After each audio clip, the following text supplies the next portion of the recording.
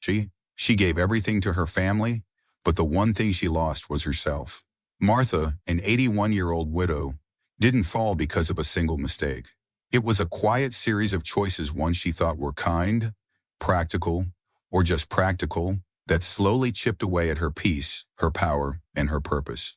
In this video, we reveal 6 mistakes she made, so you don't have to. Each regret is a life lesson wrapped in elderly wisdom.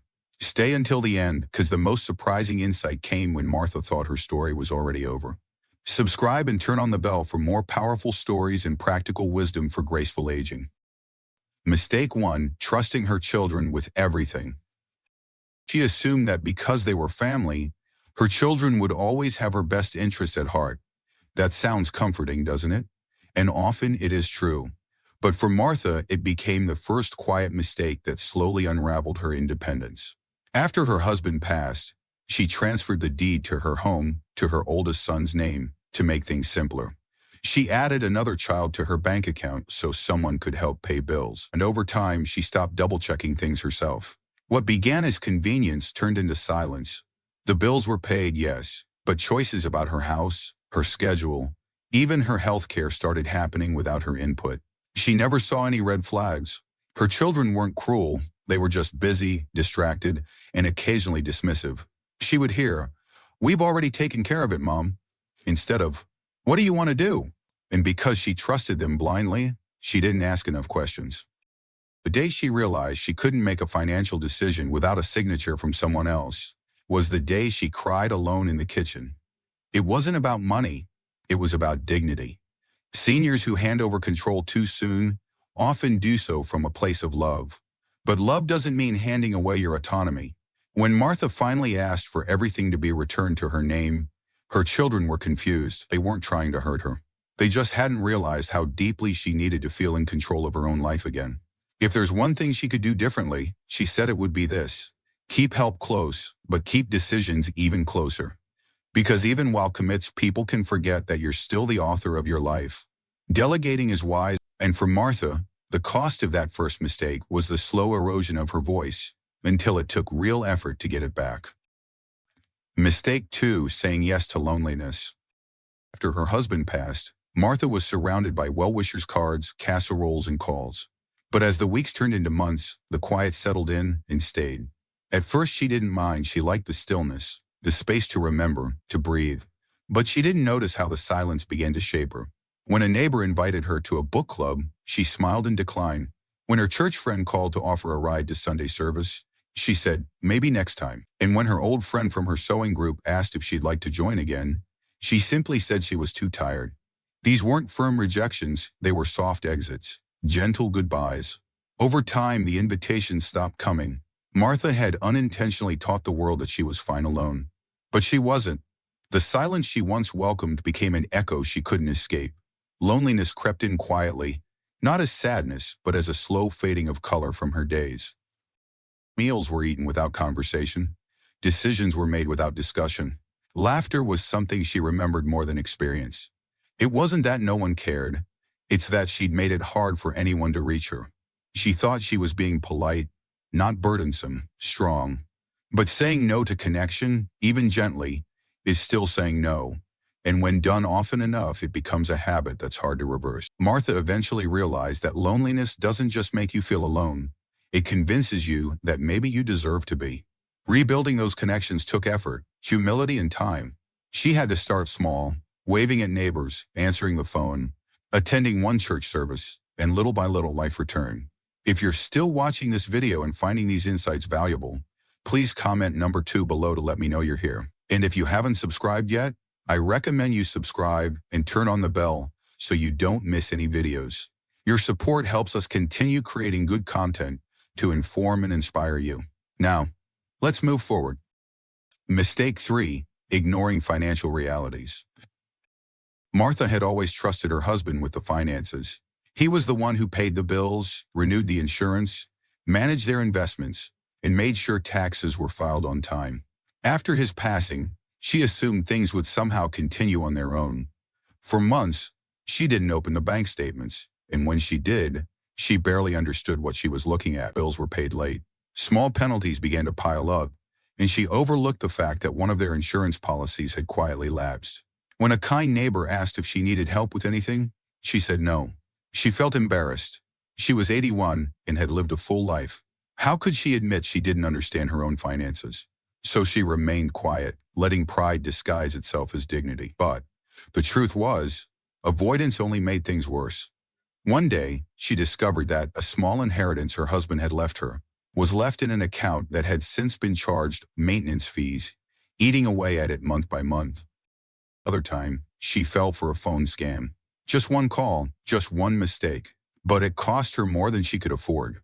She didn't tell her children. She didn't want to seem helpless. But that silence cost her peace of mind. Eventually, Martha gathered the courage to ask her daughter to help her review her finances. It wasn't easy. Asking for help never is when you've spent a lifetime being the one. But that moment of vulnerability saved her. They worked together to set up autopay for her bills, met with a financial advisor, and even canceled a few unnecessary subscriptions she didn't realize were still charging her monthly. Martha learned that it's not weakness to ask for help. It's wisdom. Money doesn't manage itself, and in old age, clarity becomes even more essential. Waiting too long to face financial truths can lead to preventable stress, lost savings, and sleepless nights. And those are burdens no widow should carry alone. Mistake 4. Neglecting personal health maintenance. Martha didn't ignore her health out of laziness. She just believed she was fine. A little dizziness here, a headache there. She chalked it all up to age. She used to say, "I've lived this long, I must be doing something right." But beneath her calm voice was a ticking clock. She skipped her annual checkups. She avoided questions. She didn't want to hear bad news. And so, for years she had not until one morning she collapsed in her kitchen. Her blood pressure had silently climbed to dangerous levels, and her independence nearly vanished overnight. That hospital bed didn't just steal her comfort, it stole her confidence. For the first time, she didn't feel strong. She felt scared. And worst of all, it could have been prevented. Now she has a calendar reminder for every checkup. Not because she's afraid, but because she finally learned this: when you ignore your body's whispers, you eventually hear its screams. If this speaks to you, comment 4 below. And if you haven't subscribed yet, please do. We're building a space where aging is honored, not feared. Mistake 5. Letting bitterness grow instead of curing. Martha didn't think of herself as angry, but over time, little things started to wear on her spirit. The neighbor who stopped checking in, the friend who didn't attend the funeral, the distant family member who never called. She told herself she was just disappointed, but in truth, she was hurt. And instead of processing that pain, she let it harden. She replayed grievances like old souvenirs, and sometimes snapped at people without meaning to. One afternoon, her grandson visited with a story from school, excited to share. But when he accidentally knocked over a vase, Martha raised her voice sharply. The boy flinched, then went quiet. That night, she couldn't sleep.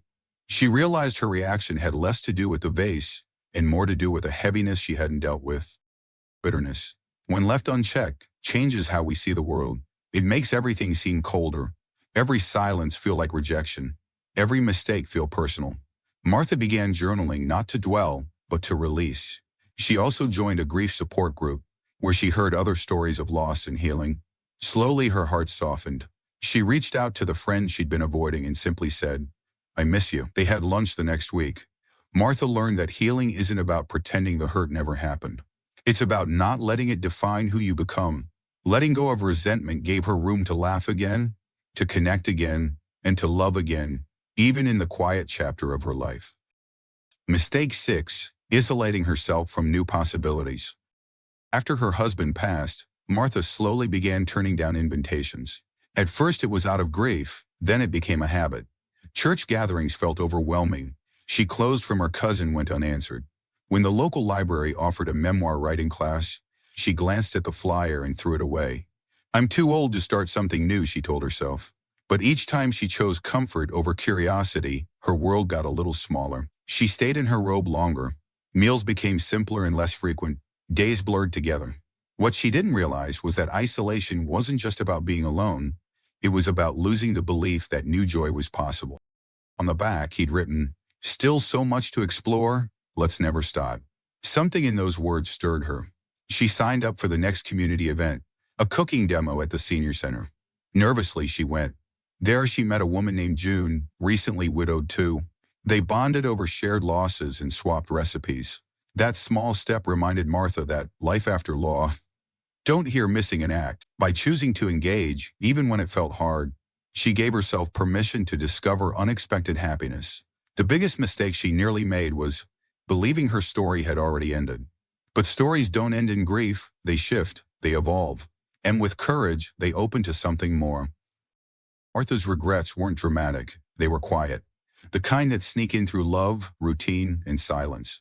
But her lessons echo louder than any mistake. Keep your voice, guard your joy, stay curious, heal when you're hurt, and never believe your story has ended, because it hasn't. If one of her mistakes felt familiar, let that be your turning point. Comment the number that spoke to you. Your story matters, and you never know who it might save. Like this video, share it with someone you care about, and subscribe. We're here to remind you, aging isn't a loss, it's a return to what truly matters.